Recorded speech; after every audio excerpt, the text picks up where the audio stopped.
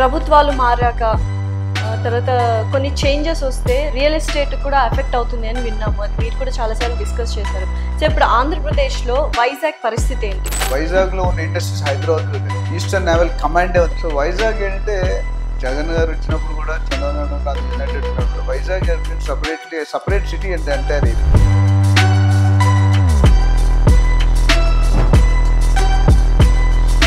And real estate దానికి సంబంధం లేకుండా పెరుగుతూ వచ్చింది. బట్ ఈసారి ఎందుకు డౌన్ఫాల్ వచ్చింది? అది మీరు 100% కరెక్ట్ అంటున్నారు.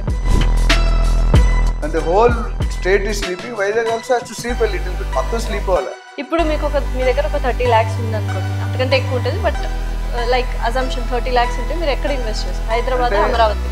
जो दिखता है वो बिकता है అని చెప్పే కదా.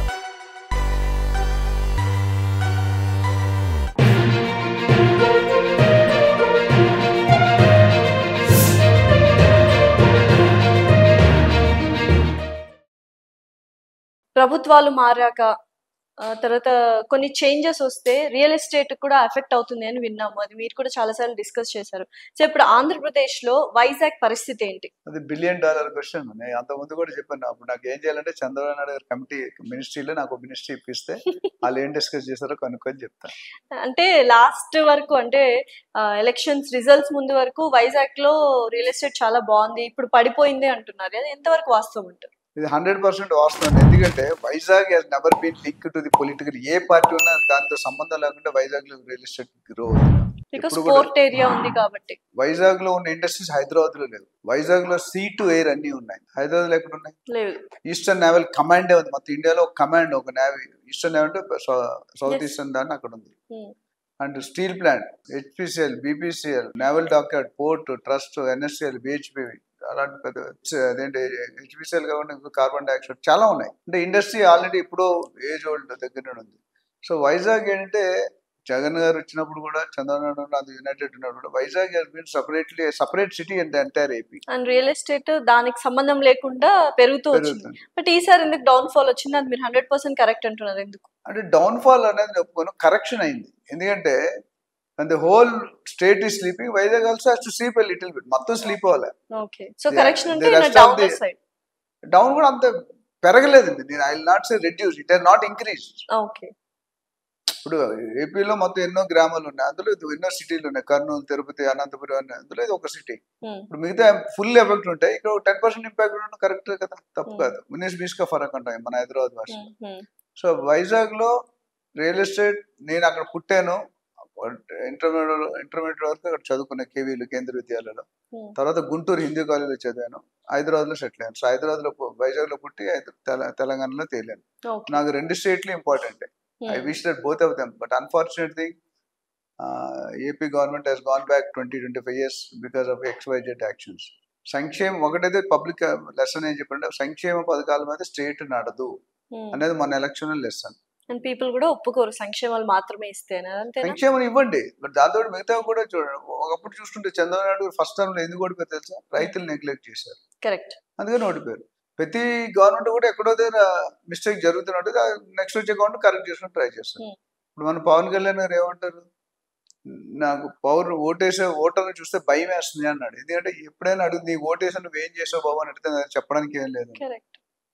కరెక్ట్. ఇప్పుడు ఏపీ ఉన్న పరిస్థితిలో నథింగ్ ఈజ్ దేర్, జో దిక్తా హై ఓ బిక్తా హై. సో మరి వైజాగ్ లో ఇన్వెస్ట్ చేసిన వాళ్ళ పరిస్థితి ఏంటి? వైజాగ్ లో they are not lost anything అండి. నేను అనేది అప్రిషియేషన్ ఏదైతే ఉండాలో కొద్దిగా లిటిల్ బిట్ స్లో అయింది, బట్ ఓవరాల్ ఏంటంటే no impact. Okay. And Vizag లో ఏంటంటే చాలా మంది వైజాగ్ అంటే మీకు ఏం తెలుసు, సినిమాలో పెడుతుంటారు, జగదాంబ సెంటర్ అనే తెలుసు.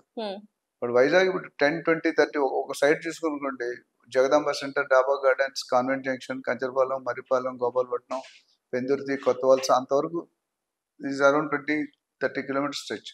ఇప్పుడు మనకి సిటీ ఎట్లా ఉందో అట్లా అటు ఒక రిషికొండ, ముసిరివాడ, జూ అన్నట్టు ఒక ఆనందపురం, తగరపుల్స, విజయనగరం, భోగాపురం ఎయిర్పోర్ట్ వచ్చింది. ఇవన్నీ కూడా ఆల్రెడీ ఎక్స్టెండెడ్ సిటీస్.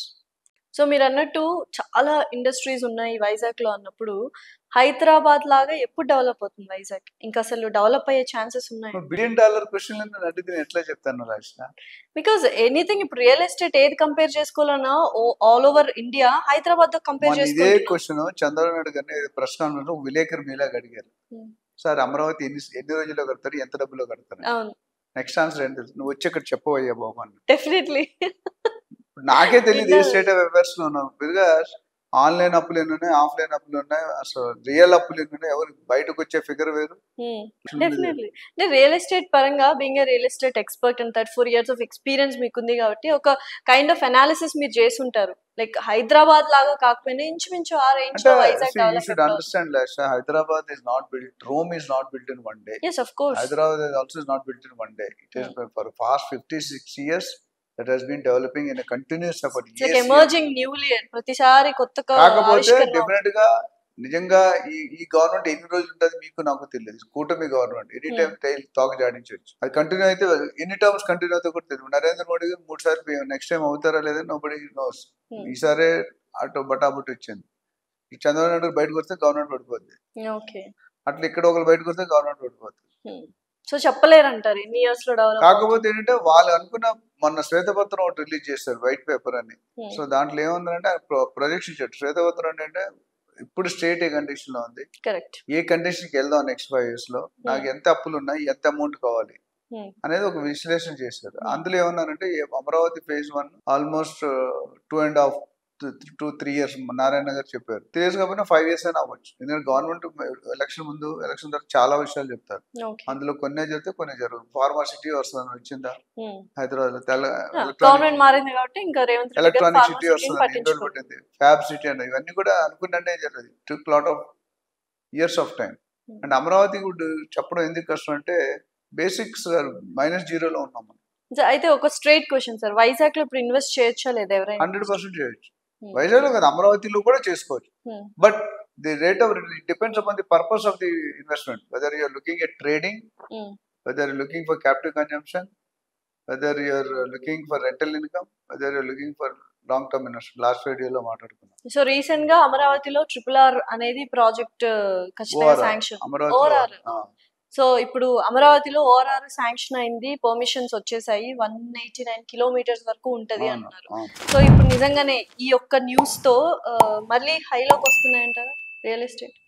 ఇప్పుడు మీరు అడిగే క్వశ్చన్ ఏంటంటే నేను కరెక్ట్ ఆన్సర్ చెప్పలేను దానికి. నేను only real estate expert up to certain level. I'm not overall management expert. అన్ని ఫీల్డ్, స్టాక్ ఫీల్డ్ ఆయన ఉన్నాడు, ఇంకొక ఆయన ఇంకెవరో ఉంటారు. కరెక్ట్. కాకపోతే ఏంటంటే ఈ 189 kilometers సెంట్రల్ గవర్నమెంట్ నాట్ ఇచ్చిన ఇప్పుడు నెక్స్ట్ 2-3 years వరకు నాకు తెలుసు central government state government relationship బాగుంటుంది. Because one is dependent others. Correct. So but ఆ విధంగా ఎంతకాలం ఉంటుంది అనేది తెలియదు. అక్కడి నుంచి సపోర్ట్ ఉన్నంతకాలం వీళ్ళు పెర్ఫార్మ్ చేసే అవకాశాలు ఎక్కువ ఉన్నాయి. ఇప్పుడు ఓకే గవర్నమెంట్ 2 సంవత్సరాలు అంటే ఇంకో 2 సంవత్సరాలు చేసిన అవుతుంది. సో ఫండ్స్ ఇప్పుడు డబ్బులు కావాలి. ఓవరాల్ గా లాస్ట్ వీడియో చెప్పాను, చంద్రబాబు నాయుడు గారికి కావాలంటే 25 లక్షల కోట్లు మినిమం కావాలి 5 సంవత్సరాలు. 25 lakh crores. ఇప్పుడు ఉన్నది -0. ఆయన senior politician, senior administrator Narendra Modi గారు పక్కన కూర్చొనే అర్హత సంపాదించాడు. ఆయన ఎప్పుడు కూడా సెంట్రల్ పాలిటిక్స్ లో focused figure, centre of nucleus అంటాం. కానీ ధనం ఇదం మూలం. డబ్బు లేని మీరు ఎన్ని ఐడియాలు ఉంటే ఏమైపోయామండి. You cannot do it. So purpose అంటే దాని మీద ఇప్పుడు ఆయన ఫండింగ్ ఎంత స్పీడ్ గా తెస్తారు, ఎక్కడ తెస్తారు, ఎన్ని ఇన్ఫ్రాస్ట్రక్చర్ జీరో. రోడ్లు వెళ్ళి మనం సర్వే చేయడానికి వెళ్ళొచ్చాం. చాలా మంది ఏమంటే అమరావతిలో రేట్లు పెరిగిపోయి ఉంటారు. ఇప్పుడు going talk to the sub register office ఎన్ని రిజిస్ట్రేషన్ అవుతున్నాయి అడగండి. That is the real story. బయట మీడియా ఎన్నైనా చెప్తారు, ఒకళ్ళు వ్యూస్ కావాలి, మీడియాకి వ్యూస్ రివ్యూస్ 2 కావాలి. కానీ రియాలిటీ మాట్లాడాలి. కొంతమంది రియాలిటీ మాట్లాడతారు, కొంతమంది నెక్స్ట్ రియాలిటీ, కొంతమంది అసలు ఆపోజిట్ సైడ్ మాట్లాడతారు. Because they are against the government. తప్పేం లేదు, గవర్నమెంట్ ప్రో ఉంటారు, గవర్నమెంట్ అటు ఉంటారు. చిరంజీవి గారు మనం చెప్పారు, నేను తిట్టలేను, తిట్టించుకోలేను, ఆ 2 చేయగలిగే సమర్థ పవన్ కళ్యాణ్. ఫ్యాక్ట్ అదే కదా. సో ఒక చిన్న question sir, logical question, you have to answer this అనమాట.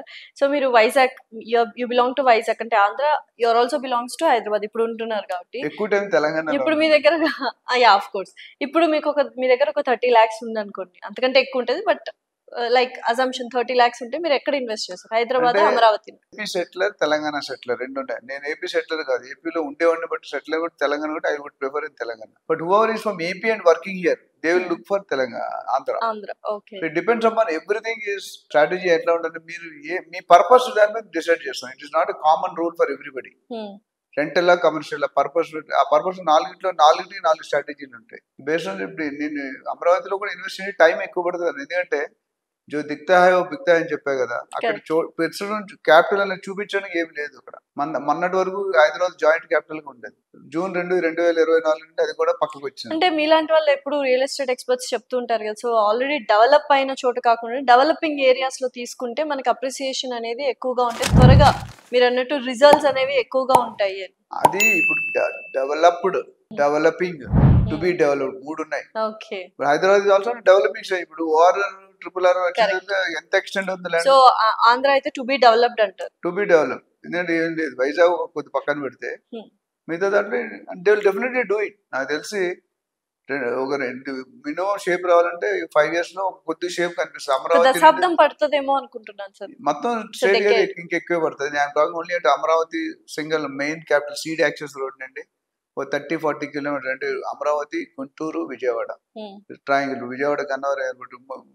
గుంటూరు నుండి విజయవాడ వెళ్ళాలంటే చిన్న కాకాని, పెద్ద కాకాని, నంబూరు, నాగార్జున నగర్, మంగళగిరి అండ్ విజయవాడ ఆ లెవెల్లో.